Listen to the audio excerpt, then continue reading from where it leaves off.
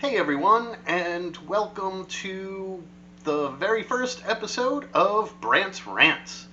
I am Brant, and I tend to rant. So, that is probably the best introduction to me that you could possibly ever get. Uh, but I am here to kind of talk a little bit about, a lot of it's going to be, politics stuff. But, just getting into sharing ideas that a lot of people don't seem to be kind of bringing up or talking about, or, looking at things in kind of the larger context. Uh, so, anyway, a little bit about myself. I tend to be very politically kind of far left. Uh, and I just did that with the camera, and it really started showing everything to the right, so sorry. I'm getting used to this myself.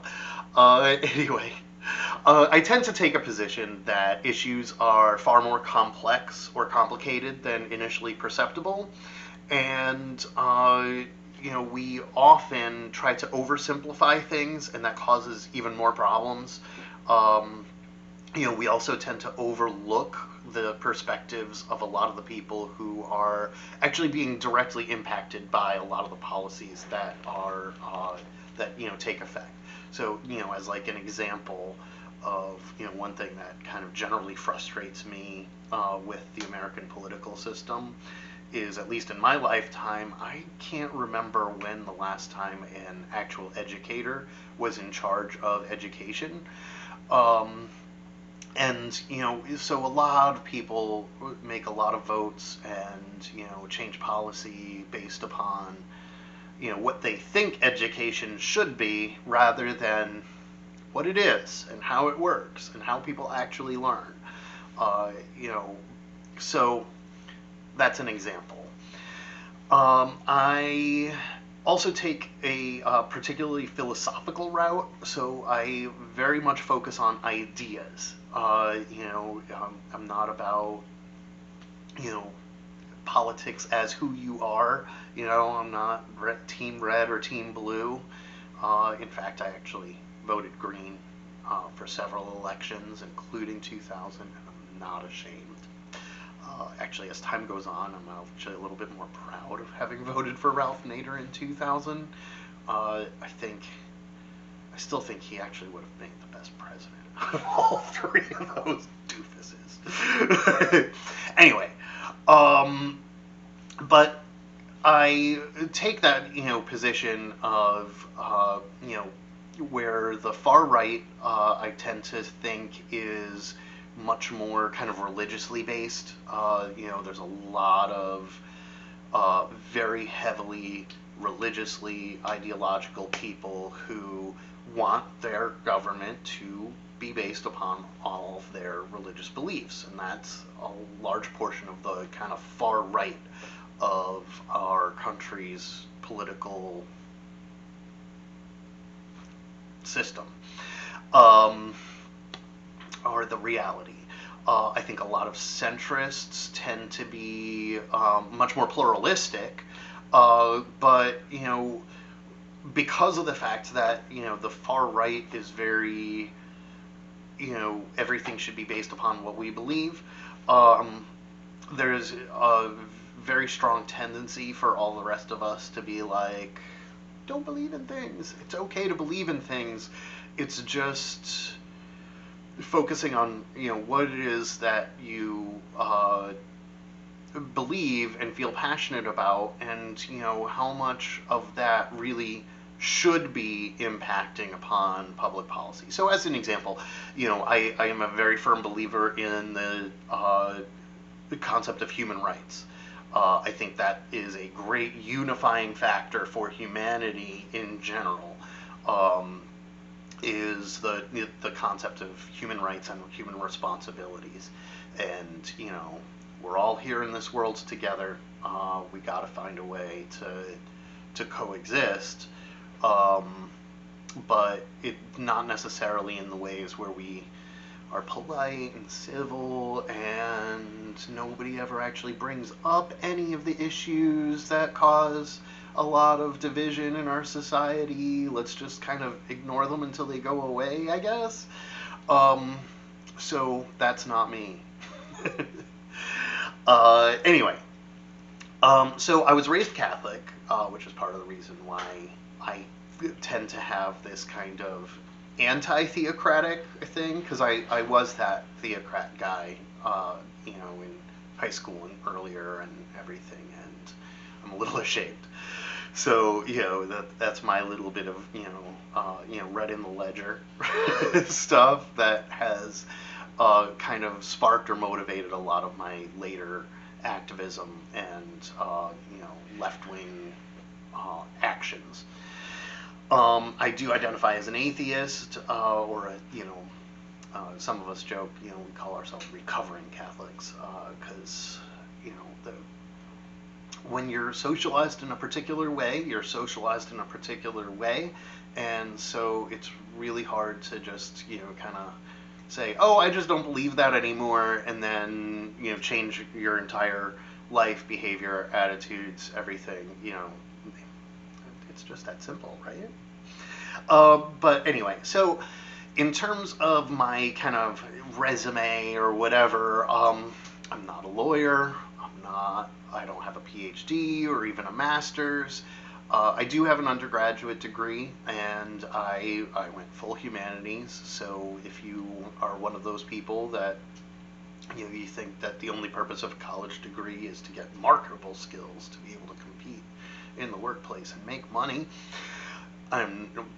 go ahead and make fun of me, because I'm not your guy. I believe in education. I believe that everybody should be able to have an education. And I believe that education makes a positive difference in people's lives. And that's not to judge people who don't have an education. Everybody can learn, whether they have been officially educated or not. Everybody can learn. I do get very angry at people who refuse to learn for specific whatever reasons they don't want to learn or grow or change. But there's nothing inherently wrong with not having learned whatever fact, statement, system, whatever you haven't learned up to the point of right now.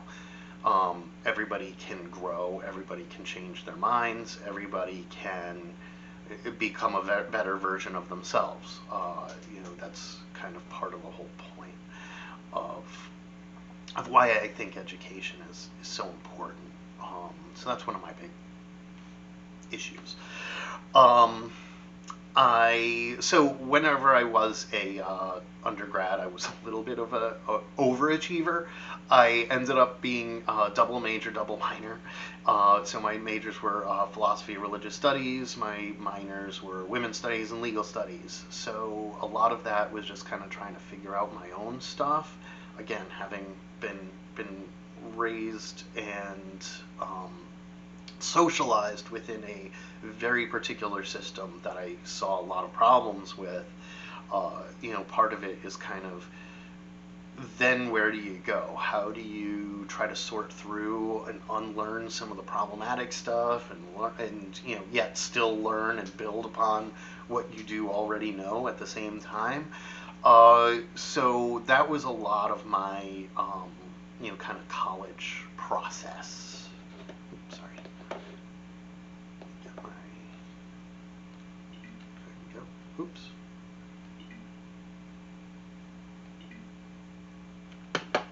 Sorry about that. I messed up my little background. Oh, now it's killing me. All right. Try to ignore that if you can. There. Hopefully that fixes it. So anyway, so after I graduated, I spent a little bit of time. I joined a Catholic worker, and actually, if you are very politically involved or anything else, I actually spent my time in the Catholic worker was actually living and working with the Colvilles, who if you look in the news, you will definitely see Mark Colville in the news as part of the Swords to Plowshares team, and absolutely supportive of them. They actually make me look and feel like a dork because they do so much more activism than I do. But it's not a competition, and yeah, so great that they're doing the work that they do. Although it's very controversial. But anyway, so I was there for a while before I moved down to Maryland, starting my own queer family. I did an internship and a lot of volunteer work and consulting work and everything else with the National LGBTQ Task Force. Did a lot of volunteering with Amnesty International, especially Amnesty's Outfront program.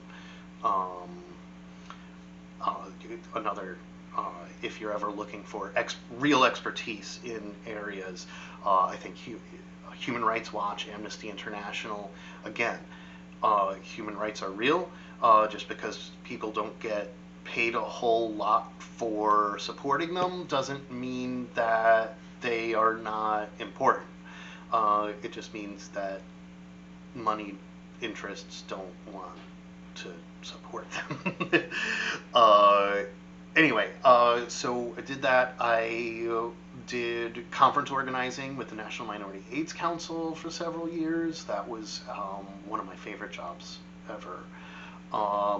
After being laid off there, I did do work with, I worked for Home Depot and Verizon Wireless, just good working class work.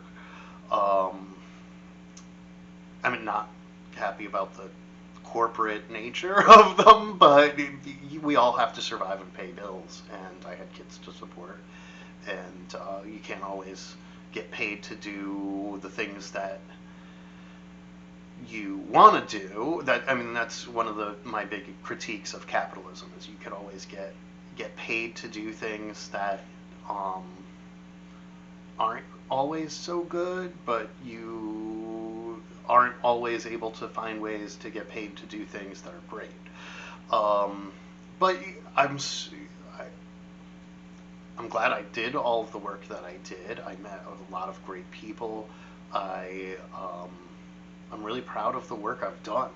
I left Verizon Wireless particularly specifically because of the fact that at the time I was working government support at Verizon, and ICE was one of our contracts, and that's when those detention centers, I am going to call them concentration camps because that is what they are, they opened, and it caused me problems, mental health issues. I am very much somebody who believes in the concept of complicity, and so when what you're doing, even though it was just a small part of it, ICE wasn't the only agency we worked with, but still it was one of the agencies that we worked with. And even though it was just providing cell phone service, I still felt like I did not want to be complicit in helping ICE agents, go around the country rounding up Latin American folks. I think that's wrong. So, that being said, I took some short-term disability. I went to Shepherd Pratt, which is a great mental health institution here in Baltimore, with a 2-week outpatient program, and wonderful, wonderful things. If you have mental health issues, if you're wondering if you need support, or if you want to support a agency that does good work, Shepherd Pratt is a really good one here in Baltimore. They did right by me. But anyway, after that, I went back to work only very briefly. I just could not bring myself to do it. So I still need to do something. Again, we're here in the middle of a pandemic. Everybody's kind of self-isolating. So Let's just do some media work, try to talk about some of the things I care about, and do what we can where we are to try to make the world a little bit better, or the country a little bit better, or maybe just the neighborhood a little bit better. Anyway, so that's who I am. That's where we are right now. Thank you for sticking with me this long, and welcome to Brant's Rants. And I hope you like and subscribe. Thanks again.